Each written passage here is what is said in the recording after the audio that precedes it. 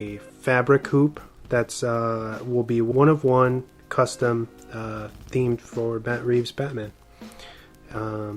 as well as I think some vintage trading cards and an issue 1 of one of the Batman comics. Oh, cool. So cool. I can't wait to see those designs. Yeah, they're rad. So hopefully the movie lives up to the hype and it's good as well. But look for that later on down the line. Within the next couple days, we'll be dropping the details for the contest, and we hope a lot of you listeners play. That'll wrap up my news. If you want to get back to our fallen friend. Yep, I want to say R.I.P. the Baka, who we lost last week. Unfortunately, she was just old. You know, she was pushing 20 years old, which is a long time for a dog.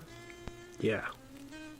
But she was one of the dogs that hated me way back when I first started coming over here, when Susie and I had been dating. Mm-hmm. Would always come out, bark at me, bite me. I had a scar on my calf for the longest time where she bit me. One day when I came in through my pants.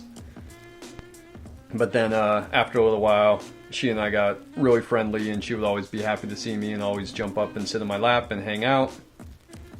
And she and I would always go and play, and I loved taking her for a walk because she was fancy and a princess, and she always kind of pranced. Yeah. Whenever she went out for a walk, so had a lot of good times with her. And I know that the last couple years she's been really slowing down because of her age, but always nice to come over and see her and hang out with her. Definitely. Yeah, and gonna miss her. Yeah, what a feisty chihuahua she was. I've known her since high school. Because you said that they had her. Yeah. When you and Susie were in high school. So it's been a long journey. She was an amazing dog, and I feel like a lot of people don't get that opportunity to spend that amount of time with a pet, you know. So it definitely was a privilege, especially in her later years, taking care of her and, you know, making sure she was comfortable and everything. And I'm just glad that it was like she transcended peacefully, you know. It was a natural thing. So shout out to Baka. Baka forever. Baka forever. And now it's time for the weekly recommendations. I want to recommend The Parallax View from, I believe, 1974, from a director, Alan Pakula, who was on fucking fire in the 70s, if you're not familiar with him. Because he had The Parallax View, he had Clute with Jane Fonda and Donald Sutherland, he had All the President's Men, a ton of great movies in the 70s, and The Parallax View is a great conspiracy thriller with Warren Beatty, where he there's an assassination, and some people believe that there's a conspiracy, so he starts digging into it as people that he know that were there start dying around him, and just one of the great 70s paranoia thrillers that kind of came out of the not only the Watergate era, but the era of MLK and JFK and Robert Kennedy all being assassinated. And that's a movie that kind of says, hey, there was a conspiracy behind this, and as it applies to what everyone in the nation had just lived through the last decade or so before the film had come out. So check that out. I think it's playing on, and probably is available on HBO Max or Showtime right now. One of those two. I'm just not sure which one. And I want to shout out, I know I shouted it out, I think last year at our year-end show, but I just rewatched it. Double Indemnity from Billy Wilder. One of the original film noir films from, I think, 1945. Great movie about an insurance salesman who knows the way to get around the investigation and helps a woman kill her husband, thinking that he knows all the in and outs so that they can actually get away with it. Really kind of a dark, or really, like I said, one of the original film noirs, but really kind of a darker film for a post-war, coming right out of World War II. But really good movie. I enjoy it a lot. Turner Classic Movies. Check them out. Very nice. I'd shout out 2 movies that are older than I am, so I don't know if your listeners will be down with them, but check those 2 movies out, please. Just those 2? Just those 2. All right.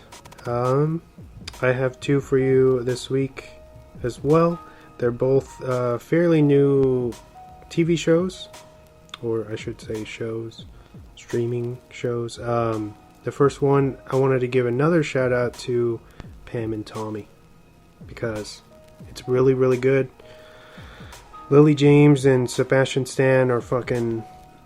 They're like their doppelgangers. Mm-hmm. It's really weird how great they are. Yeah, I remember when that first behind-the-scenes photo came out of the 2 of them, and being like, "Whoa, like that's not a real picture of Pam and Tommy," because they did a really good job. Yeah, makeup and hair department making them look like them. And the show so far just goes into the controversy behind that infamous sex tape and the aftermath of for everyone involved. I don't want to say too much in case for people who aren't familiar with the story, so that it's not ruined, but definitely worth checking out. Streaming right now on Hulu. I think they're on their, don't quote me on this, 4th episode. So about halfway through. Yeah. And I should shout out that show comes from the team behind I, Tonya, which is a movie that you should definitely watch if you haven't seen it. It's really fucking good, and Margot Robbie and Sebastian Stan are both great in it. As is Allison Janney. Yep. She won, right? I believe she won an Academy Award for it. Well deserved. And then, I can't believe I'm saying this, but my next one is... I believe it's on Peacock right now. Bel-Air.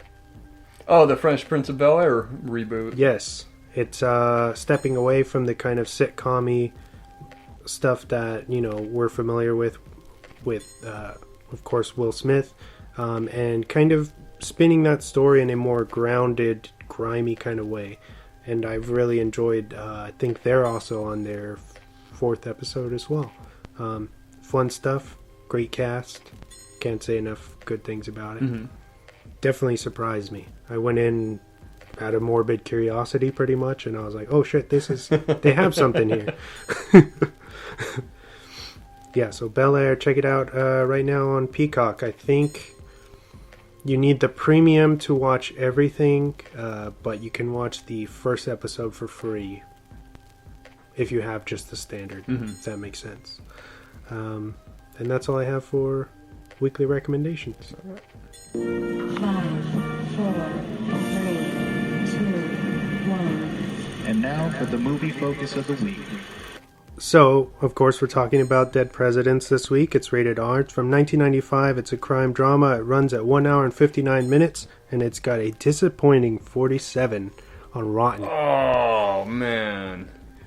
Written by Michael Henry Brown and directed by Albert and Alan Hughes, starring Lorenz Tate, Rose Jackson, Chris Tucker, Keith David, Freddie Rodriguez, Terrence Howard, Clifton Powell, Bokeem Woodbine, Jennifer Lewis, and James Pickens Jr. The story focuses on the character arc of Anthony Curtis, who is a youngster fresh from high school in the late 60s, as he's faced with the decision of attending college or enlisting in the U.S. Marine Corps to fight in Vietnam. He chooses the latter and is swept up into ruthless battle for 4 years before returning to his Bronx neighborhood, only to find his home life has completely shifted. Struggling to find an answer to his poverty, Anthony hatches a heist plot with a few familiar friends. The Hughes Brothers started their career in show business at the young age of 18, directing music videos for the likes of Tupac Shakur and Tone Loc. These efforts eventually led to their 1993 directorial debut, Menace-to-Society, which was a breakthrough hit showcasing an authentic and unfiltered look at gang culture within Los Angeles. The duo's 1995 follow-up was a highly ambitious epic picture, which cast Lorenz Tate once again and took us back to the racially charged Vietnam War era, exploring the mistreatment of veteran persons of color.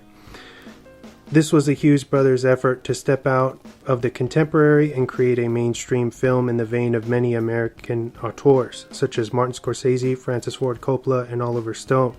But for one of the first times we see the story unfold through the African American perspective.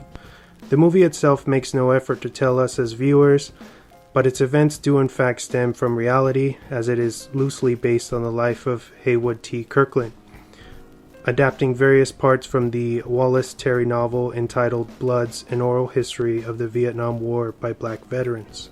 Although the film failed to make much of an impact, generating mostly mixed reviews and pulling in just $24 million against a $10 million budget, it has gone on to develop a strong cult following through the years. It's a real shame Dead Presidents doesn't get more credit for how brilliant it really is. A blistering score from Danny Elfman, a possible career best performance from Chris Tucker, Lorenz Tate proving he has legs as a leading man, not to mention how it seamlessly blends the coming-of-age drama with both the classic war picture and high-stakes heist elements. The Hughes Bros would go on to release a documentary called American Pimp a few years later, followed by their adaptation of Alan Moore's graphic novel From Hell, which starred Heather Graham and Johnny Depp. The duo would remain quiet as a unit until 2010, when they dropped The Book of Eli, led by the always great Denzel Washington. The two have since went their separate ways, directing and producing independently.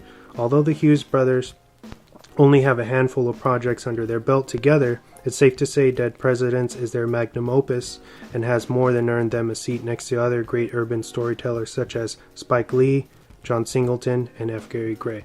Thank you. It was good. It was good. Thank you for shouting out how underrated the movie is. Yeah, of course. Menace-to-Society was their breakout. Personally, controversial opinion, I like Dead Presidents better. Because, like you said, it's more ambitious. Mm-hmm.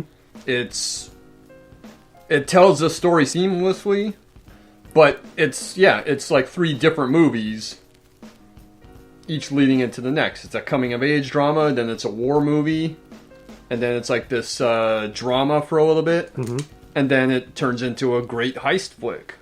Everyone that I watched the movie with, or that I saw it with when it came out in 95, loved it. So I don't know why it doesn't seem to have made much of an impression, why it was so mixed, or why it got mixed reviews. And I watched it at least twice to prepare for the show, and it's mesmerizing. Yeah. You know what I mean? With how fucking good it is. It's just everything. It's, I want to say, a near perfect film. I think it's fantastic. It really does hold up well, and I think their reason for doing it was to kind of step out of what they were used to and what they knew, which was the South Central story that they do in Menace-to-Society. And my opinion, it paid off. Not, maybe not monetarily for them, because it wasn't a huge hit at the box office, but it kind of showed what they could do. I don't think that they would do From Hell if it wasn't for Dead Presidents. Showing that they're capable of various... They don't need to be boxed in by doing the same urban movie all the time. They took a big swing with Dead Presidents, and with how well they did there, they went in a completely different direction for From Hell, which I think is very good, despite some miscasting. But I like From Hell a lot too. It very much plays like a horror film for a good part of the running time. Did you hear about them getting having to cut it down because I guess the violence was too strong, where they were gonna almost got slapped with the NC-17 for From Hell? Yes. Yeah, I believe it. Yeah, those Jack the Ripper murders weren't just like mere stabbings; they were mutilations and organs being removed. Pretty heavy stuff. We'll talk about From Hell later. Let's talk about Dead Presidents. First of all, Dead Presidents from 1995 I think by now your listeners know how much of